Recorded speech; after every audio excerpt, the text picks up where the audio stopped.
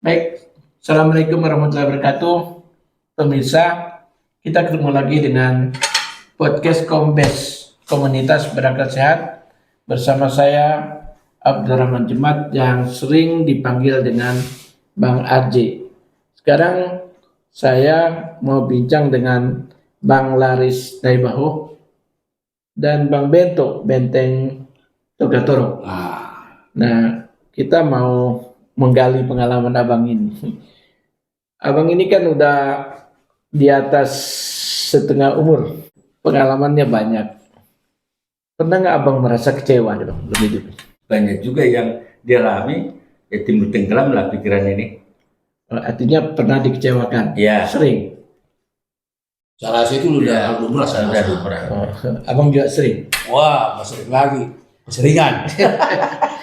Enggak, saya ingat dulu ya, kita masih muda dulu kan suka dinasehati. Ya. Hati-hati, ada orang menusuk dari belakang gitu ya. Ya. Dan dalam dunia kerja, dalam dunia bisnis, dalam dunia apapun selalu ada yang seperti itu. Artinya itu membuat kita kecewa. Nah, kecewa itu biasanya membuat kita stres ya. Kalau abang alhamdulillah abang nggak ingat lagi ya, nggak. Ya, mungkin ya saking banyaknya ya. Yang abang paling ingat apalah? Semasa saya jadi agen koran itu kan banyak bergaul dengan agen-agen koran. Ya artinya semua agen mungkin juga punya kepentingan masing-masing kan, apalagi bila agennya berada di satu wilayah yang sama dan mengageni surat media cetak yang sama gitu loh. Jadi pura-pura baik ya.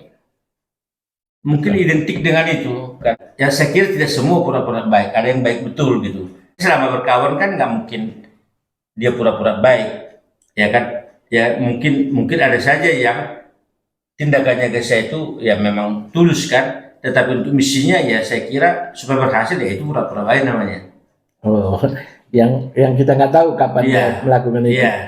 Emang iya kata orang yang saya bilang tadi, hati-hati menusuk di belakang kan kita nggak tahu. Mungkin itu dilakukan teman kerja. Iya. Mungkin teman pergaulan kan. Iya. Bisa juga keluarga, Bang. Tapi tidak semua orang demikian kan. Jadi ada dia berlaku baik ketika ada maunya kan bisa demikian kan. Jadi berarti dia harus pura-pura baik. Atau di belakang hatinya yang penting ntar gue dapat loh gitu. Tapi kan Saya sebenarnya bertanya nih. Oh, pernah nggak kecewa? iya, saya iya. kan begini, Bang. Kita itu kalau orang musuh dari luar itu gampang kita deteksi, Bang. Iya. Tapi musuh dalam enggak kan. Oh, susah itu. Iya, makanya kalau kita ditusuk di belakang itu sakitnya luar biasa sampai ke hati. Maka saya bilang bersyukurlah Tapi kan kalau kata ditusuk kan nggak sakit, Bang. ya. Ya, bersyukurlah artinya kalau kita bisa mungkin pada saat itu sakit, Bang.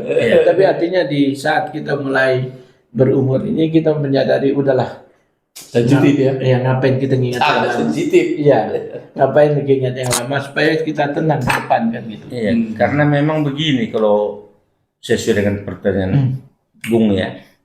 Mengapa orang dalam yang menusuk kita itu jauh lebih sakit daripada orang luar? Iya. Ya karena sakitnya dua kali. Iya. Kalau orang luar kan kita mungkin belum tentu berbuat baik ke dia. Kalau orang dalam kita sudah berbuat baik, malah kita ditikam dari belakang kan. Nah, itu makanya apalagi musuh dalam selimut kan. Iya, sama itu. Sama itu ya, musuh dalam selimut. Itu seperti siapa? Iya. saya Ya bisa jawab lah. tidak pernah agak sulit bagi saya. Tapi ada kan? Ada kan? Ya, bukan satu, bukan dua, bukan tiga, bukan empat. Bukan. Yang lelang Iya. sama saya ada kan? Iya betul. Ada kan? Iya. Nah, itu Tapi nggak boleh lah Bang ceritain kan ini untuk berbagi Bang. Iya. Artinya supaya jangan orang mengalami hal yang sama gitu. Ya memang itu misi kita juga bertemu atau sering bertemu seperti ini. Supaya artinya bagi orang Batak dalam ini analogi mungkin betul apa enggak saya nggak tahu. Ada Serlinapi itu mengatakan begini, unang di tahun Hobe songon nahu tahun ini. Gimana tadi unang di tahun Hobe songon nahu tahun ini. Tapi ini bentuknya bukan soal ada musuh dalam selimut atau menikam dari belakang. mungkin abangnya nggak paham. Nggak paham. Jadi kalau ini kan dia seorang ibu yang sangat sulit karena bersekolah dengan baik karena orang tuanya sangat miskin. Jadi ketika dia punya anak, dia berusaha betul bekerja baik supaya anaknya tidak merasakan seperti yang dia rasakan. Nah, begitu juga mungkin soal bagaimana rasanya ditikam orang dari belakang. Ini kan harus kita kasih tahu ke anak kita supaya waspada. Mengapa? Sakit. Unang di toko anak. Jangan lagi kau rasakan anakku seperti yang kau rasakan. Karena itu pedih-perih, ya, mengiris hati. Gitu, Bung. Ya. Nah, misalnya seperti yang saya bilang itu orang dalam tadi kan, sebetulnya sejarah ini bukan hanya lahir sekarang ini atau di zaman saya. Bahkan di tahun 30 itu orang dalam sendiri yang menyalibkan JK. Bahkan orang yang disayang, yang diberi kepercayaan dan seterusnya itulah yang menikam dari dalam. Dia yang menjual si JK ini. Kalau abang gimana ceritanya? Semua yang dialami itu ya persis seperti yang lama ini sama, nggak jauh beda. Ya untuk menceritakannya ya saya rasa sama udah cukup lah. Jadi kalau kau pun berkawan katanya, jangan terlalu mudah untuk bercerita tentang apa dan siapa kau. Cukup yang penting-penting aja. Bahkan yang penting pun karena suatu saat mungkin kita nggak berteman dengan dia, ini akan menjadi bahan bagi dia untuk mencemarkan dan menghina kita gitu. Iya itu pas banget itu. Iya. Tapi kan kadang-kadang sulit bang, kalau kayak di kantor, kalau abang orang-orang banyak di kantor bukan saya, jadi dia ngajak orang masuk misalnya, suatu saat orang ini malah mendepak dia gitu ke dalam, kan itu lain lagi kan? Ya karena semua orang berkepentingan untuk menjadi nomor satu, bahkan bagi orang yang dalam tanda kutip wataknya penjilat, maka bagaimana mendepak bahkan sekalipun itu yang membawa dia masuk. Ya udah tabiat itu ya. Ya itulah kehidupan. Ya, artinya ini terjadi di dunia kayak abang bisnis ya. Pernah ngajak orang bisnis, orang maju. Nah, Ternyata majunya itu malah menyingkirkan abang kan gitu ya. ya teman-teman yang baik saya lah, dalam tanda kutip selama saya jadi tukang koran kan, agen koran, ya kan. Persangkaan saya dia mau belajar dari saya. Tetapi justru bagaimana supaya keagenan saya itu mati. Saya suka apa itu namanya itu ada istilah amor fati kan. Amor fati itu ialah mencintai jalan takdir. Jadi saya dari agen koran dapat seperti itu ya jamak aja menurut saya. Jadi ya sudahlah kan gitu. Dan kebetulan saya bukan pendendam. Ya kan? Beberapa orang yang mau menghabisi saya, keagenan saya dulu, justru saya menolong mereka dari sangat terpojok dan sangat kesulitan. Termasuk barangkali dalam tanda kutip menyelamatkan mereka dari tiang gantungan. Tapi senang-senang aja saya, nggak ada dendamnya. Boleh dicek.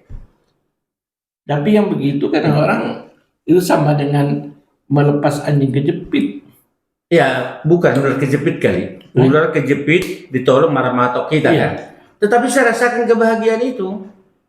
Bagaimana ketika mereka saya tolong, sementara mereka sudah menghujat mau menghabisi saya dalam bisnis ini, saya tolong, saya merasa oh Tuhan kan gitu kan? Oh, iya iya itu. Ya, betul, kalau anjing kan dia berterima kasih ya. Kalau ular bisa jadi batuk ya. Iya. Ya makanya kadang-kadang serba salah juga ya kita terlalu baik pada seseorang itu. Mereka tuh ngerti kan menyalahgunakan, nggak ngerti, jadi disalahartikan gitu. Jadi kadang-kadang kita mau baik pada seseorang itu jadi mikir gitu. Kalau saya pikir gini kan, niat kita yang perlu kita perhatikan. Kalau saya sudah melakukan baik dan kemudian hasilnya berbeda, itu bukan urusan saya, urusan sang Khalik. Jangan-jangan bagi saya, bagi kata Tuhan itu kan ujian padamu. Kalau kau bisa melewati itu dan tidak dendam, kalau dendam kan saya bawa parang kan. Tapi apa jadinya kan? Berarti kalau kebencian dilawan dengan kebencian, maka seluruh dunia akan menjadi pembenci kan. Tetapi saya coba mencari rumusnya begini, saya nggak mau langsung face to face atau head to head untuk memaafkan atau tidak, tapi saya menjauh. Tapi ketika misalnya ada sesuatu dari mereka, saya bukan pendendam itu aja, saya menjauh aja, menepi di tempat sepi, hati saya menjadi. Tapi nggak mau lagi kayak dulu lagi ya. Iya, Saya rasa untuk kembali situ susah. Itulah masalahnya. Jadi yang nggak mungkin juga, karena saya juga bukan keledai kan. Tetapi sering juga jadi keledai. Bagi saya berpikir, masa jangan-jangan dia sudah berubah. Kalau dia sudah berubah, masa saya hukum lagi seolah-olah dia yang dulu. Enggak boleh lahir baru, gitu kan? Tapi ternyata kena lagi kan gitu. Iya. Nah ini yang perlu pembahasan ini, ya kan? Perlu pembahasan bagaimana supaya kita tidak seperti keledai kan? Katanya apa tuh keledai? Keledai ialah yang terantuk dua kali pada batu yang sama, kan gitu. Ya, artinya bukan apa-apa ya. Kalau kita kan udah lewat Bang ya, udah taruhlah udah melewati hal-hal seperti itu. Iya. Makanya kita tinggal menceritakan aja. Tapi bagi anak-anak yang baru ya, saya kadang-kadang miris melihat mereka tuh karena mendukung itu sehingga kadang-kadang bertengkar antar keluarga, apalagi dunia politik kan. Kita ingat mungkin ada tahun berapa 2017 kita terpecah belah gara-gara beda pilihan ya. Dan di dunia politik tuh justru di situ yang paling banyak orang menusuk dari belakang kan. Kita lihatlah sekarang, lihat aja satu-satu ada semua melakukan itu ya. Gimana ketua umumnya tadi orang baik, tiba-tiba digeser tiba-tiba kan kita lihat. Ini orang ini tiba-tiba dilempar, pindah ke partai lain. Yang tadi dia mendirikan partai malah dia yang dibuang gitu.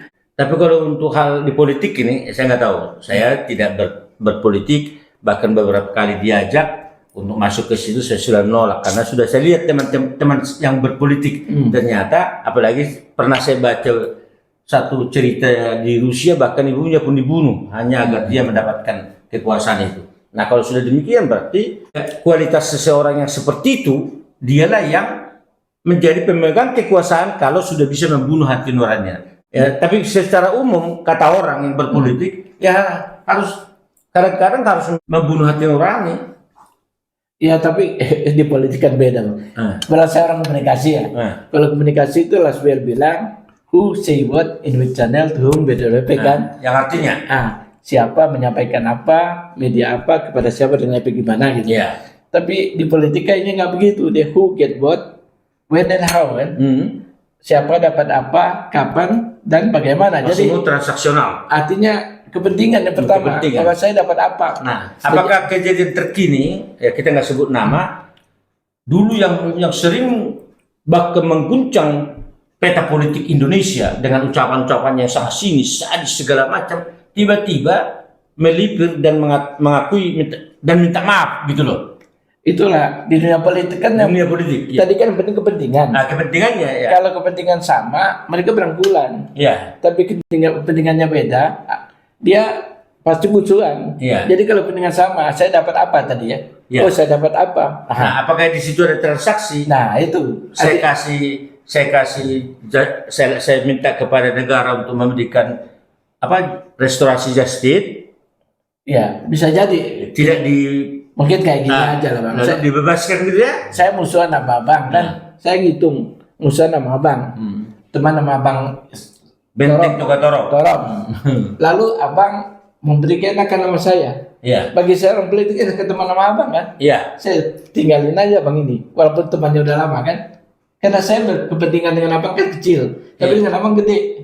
Ya saya lebih dekat dengan Abang kan. Berarti mengambil untung yang besar ya? Iya begitu. Dan itu merupakan sebuah cerita yang berulang gitu loh. Karena tidak ada yang tidak berulang di dunia ini kejadiannya. Jadi si JK pun dijual kan, walaupun akhirnya dia bunuh diri karena merasa malu gitu loh. Jika orang sebut nanti dikira JK yang ada. Ya kalau saya sebut ke Yesus Kristus kan, seolah-olah ini menyangkut agama kan. Tetapi nggak apa-apa. Iya karena zaman sekarang JK tuh paling sukalan gitu. JK banyak. Enggak.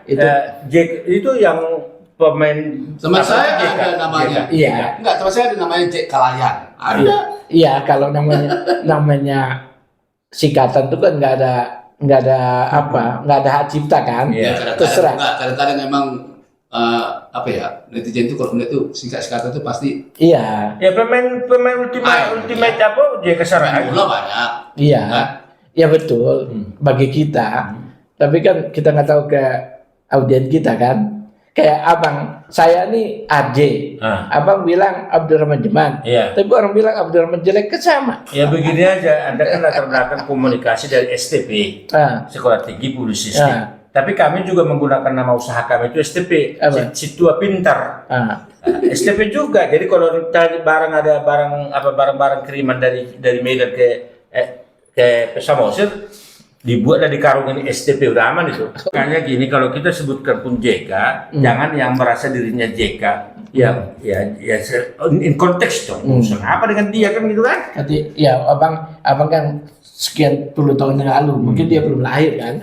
Dia belum. Iya. Artinya sebelum tahun 33 kan? Artinya di tahun 1 sampai dengan peristiwanya di tahun 30 atau di tahun 20 saya lupa. Iya. Yang membuat JK itu disalib.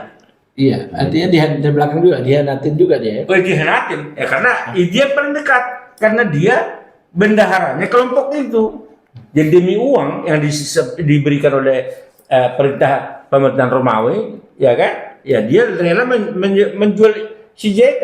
Jadi peristiwa seperti ini itu udah berlangsung jauh sekali ya. Iya, dan berulang terus-menerus. Dan kita seharusnya mempelajari itu ya, supaya kita waspada, supaya kita tahu bahwa dunia ini selalu ada orang begitu kan. Iya. Dan kalau nggak ada itu, sebetulnya hidup itu cuma menjadi statis kan ya. Ya. Jadi memang sudah diciptakan seperti itu, ya kan? Ya cuma nggak sadar aja kita ya. Nah, tapi orang seperti itu nggak banyak.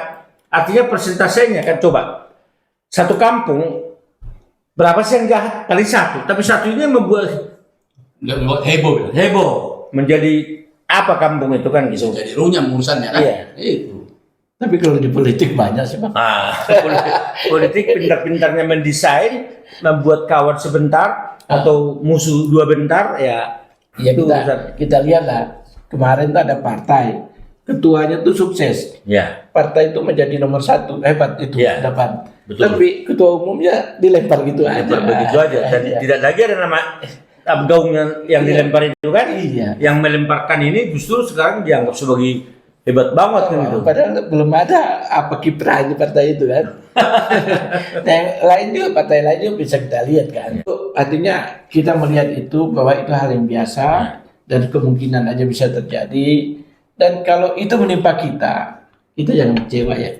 Ya, Nah, itu. bolehlah sebentar, tapi jangan berlarut-larut kan. Kalau nggak kecewa juga unsur kemanusiaan kita jadi hilang kan. Jadi udah Bang, mudah-mudahan obrolan kita sedikit ini bermanfaat. Mudah-mudahan kita bisa saling mencerahkan paling nggak untuk diri kita, dan mudah-mudahan ada juga yang tercerahkan untuk kita ini. Pemirsa, sampai jumpa lagi di podcast Kombes.